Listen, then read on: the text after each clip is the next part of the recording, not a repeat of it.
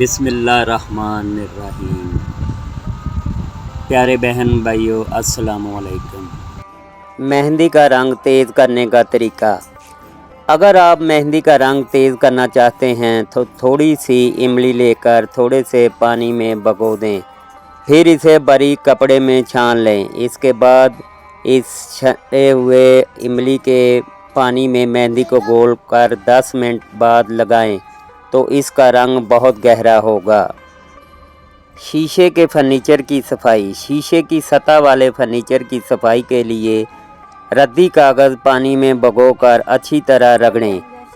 اس طریقے سے شیشہ صاف و شفاف ہو جائے گا۔ اس عمل کے بعد نرم کپڑا پھیر دیں تو چمک پیدا ہو جائے گی۔ آئی پینسل کی خوبصورتی بڑھانا۔ اگر آپ چاہتی ہیں کہ آئی پینسل کی نوک تیکھی اور صاف ہو تو اسے دوبارہ تراشنے سے پہلے کچھ دیر کے لیے فریزر میں رکھ دیا جائے۔ اس طرح یہ تراشنے کے دوران ضائع بھی کم ہوگی اور پھٹنے کا اندیشہ بھی نہیں ہوگا اور آپ زیادہ عرصہ تک اسے استعمال کر سکیں گی۔ مکھیوں سے باورچی خانے کو محفوظ رکھنا۔ باورچی خانے کو مکھیوں سے محفوظ رکھنے کے لیے جھاڑ پونچھ کر چولہے پر نمک اور کپڑے دھونے والا سوڈا ڈال کر گرم پانی سے فرش کو دھو لیا جائے۔ اس طرح گھی وغیرہ سے جمی ہوئی چکنائی صاف ہو جائے گی اور دیگر کیڑے مکھیاں وغیرہ بھی داخل نہیں ہوں گے۔ فریج کے اندر سے بو دور کرنا۔ فریج کے اندر سے اگر کسی قسم کی بو آ رہی ہو تو ایک کوئلہ لے کر اسے پیس لیں اور پلیٹ میں رکھ دیں، پھر چند دنوں کے بعد اس پسے ہوئے کوئلے کو بدلتے رہا کریں۔ فریج کی چمک برقرار رکھنے کے لیے فریج کی چمک کو برقرار رکھنے کے لیے المونیا کے چند قطرے تھوڑے سے پانی میں ملا کر اس محلول سے فریج کو صاف کر لیا جائے اور بعد میں کسی نرم کپڑے سے اسے خشک کر لیا جائے تو فریج کی چمک برقرار رہے گی۔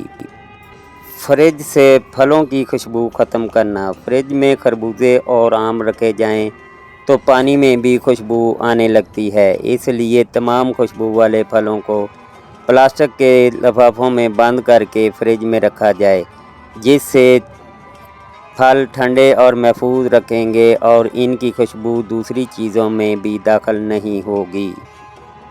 سخت بالوں کو نرم اور ملائم کرنا۔ سخت بالوں کو نرم اور ملائم کرنا ہو تو غسل کرنے سے پہلے ان پر روغن بادام یا روغن ناریل لگا دیا جائے۔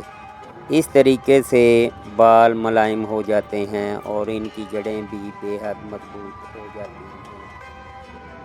سیاہ رنگت کو سفید کرنے کے لیے سیاہ رنگت کو مفید کرنے کے لیے چورنجی کو دودھ میں پیس کر ہلکا گرم کریں اور رات کو سونے سے پہلے اس سے چہرے کی مالش کر کے سو جائیں۔